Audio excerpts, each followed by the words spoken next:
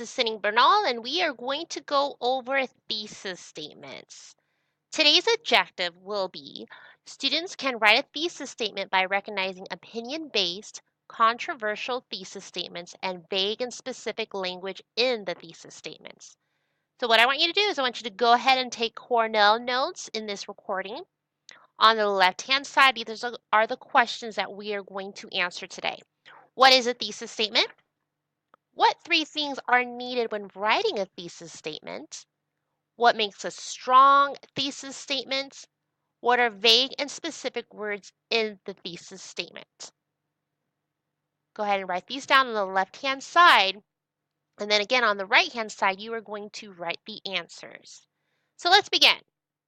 Your thesis statement is the most important sentence of your essay. The most. Your essay is not complete without that thesis statement. It is an assertion or claim you spend your entire essay proving or supporting. It is the glue that holds part of your essay together and creates unity. And typically, a thesis statement is the very last sentence of your introductory paragraph. A thesis statement is a direct statement that explains the topic of your essay, what you believe about the topic, and why you believe it. However, you never say, I believe. It's already implied that you believe that when it comes to your thesis statement. Never say, I believe. In my opinion, get rid of the I's. Every thesis statement needs these three things. Identification. What is the topic you are talking about? Claim. What do you believe about the thesis statement? And directions. Number 3. What are the 3 reasons you can support your claim? This will outline the body paragraph of the essay. This is also known as a 3-pronged thesis statement. This is this is usually done for a 5-paragraph essay. So those 3 reasons turn out to be 3 body paragraphs. So you have your introduction, the 3 body paragraphs based on your thesis statement, and finally the conclusion. You will need to form these 3 parts into a complete argumentative sentence. A thesis statement is something that you can argue. So the first thing you want to do again is to identify the topic, plus your claim, your beliefs about the topic, and the direction, reason 1, reason 2, and reason 3. All of this is generally done in one sentence. So how do we do this? Where do we begin? How do we form a thesis statement? Before you write your thesis statement, decide what you plan to argue and determine 3 different and general ways in which you can prove your opinion. It helps if you make a T-chart first. Sometimes it's easier to argue a certain side of the issue, and it might be smart to take the side that is easier to prove. Okay, so let's take a look at an example. So for this one, let's look at the prompt. Educators often discuss whether high school sports have a positive influence on students. Some educators think that high school sports do have a positive influence because the lesson learned from athletic competition adds to the lesson learned in the classroom.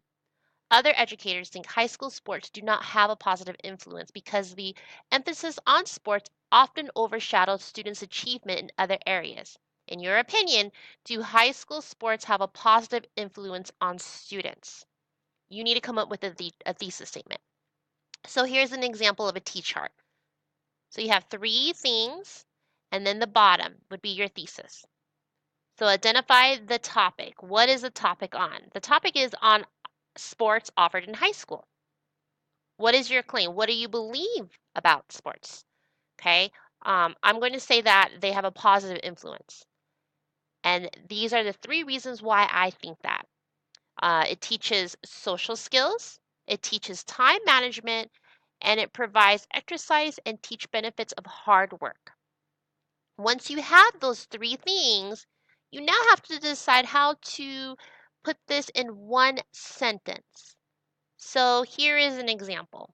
High school sports unquestionably have a positive influence on high school students because they teach social skills, reinforce time management skills, provide exercise, and show the benefits of hard work. Notice the 3 reasons come from over here, the directions. And then I kind of changed the word around when it came to the claim and identifying the topic.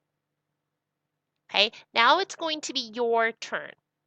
On the bottom of your Cornell notes is going to be the summary. I want you to try to summarize this. Create a T-chart in your summary section. Identify the topic here. What do you believe? And the general reasons you believe your claim is true. So the prompt is this. The state of Illinois has been locked in a debate for several years as to whether the driving age should be raised from 16 to 18. Some people feel that 16-year-olds lack the responsibility and maturity to handle the significant privilege of driving. Others argue that 16-year-olds use their license for much more than social events. In your opinion, should the driving age be raised from 16 to 18? So you might have to pause this video to come up with your thesis. So identify the topic, what do you believe, and what are the 3 reasons you believe that. Once you have those 3 boxes filled out, go ahead and write a 1-sentence thesis statement. Go ahead and pause the video, and then once you have that done, go ahead and play the video again, and we'll see if we can answer the additional questions from the beginning of the video. Okay, so some things you may want to remember is remove the first and second persons, no I, you, and your, and try to remove the contractions as well, I'm. Okay.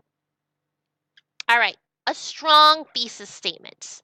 So now we're going to get into some no red ink activity. And some of the things that are covered in no red ink is going to be a strong thesis. And one activity is going to be based on opinion and fact. So we need to know the difference between those two. An opinion expresses what someone thinks or feels. For example, uniforms allow students to focus on their schoolwork rather than their clothes. That is an opinion. That is not a fact. A fact can be proven true. So, not a fact. So, facts can be proven true. Example, in many schools, children are required to wear uniforms. We can prove that.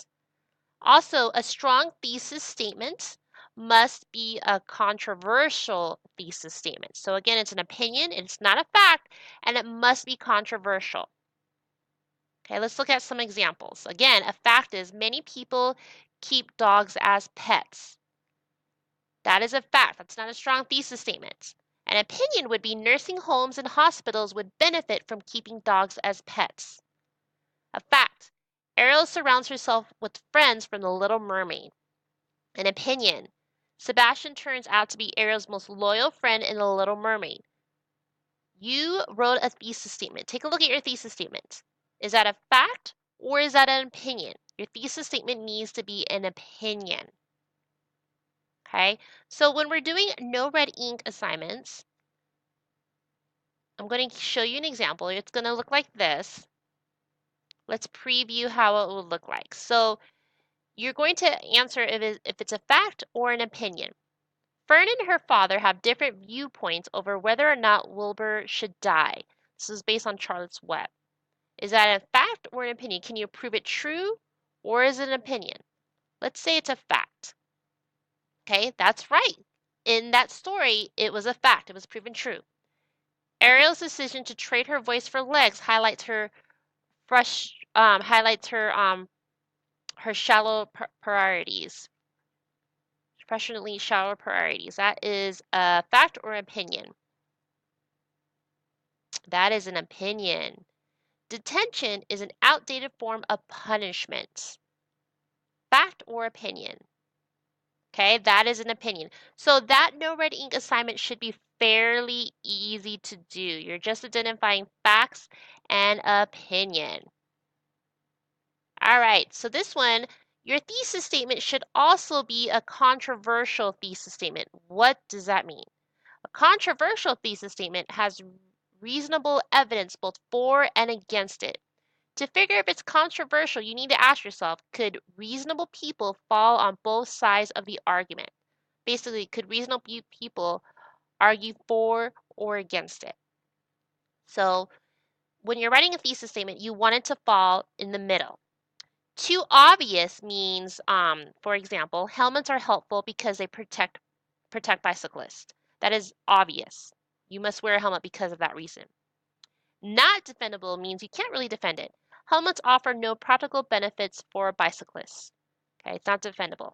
You want to go in the middle. You want to write a thesis statement that's in the middle. City police should issue more tickets to bicyclists who ride without helmets. That's a great thesis statement that you can argue for or against that. Two people can argue for or against it. Now, when it comes to this class, you do want direction though. You want three reasons for this. But on no rating, some of the things only focus on one direction.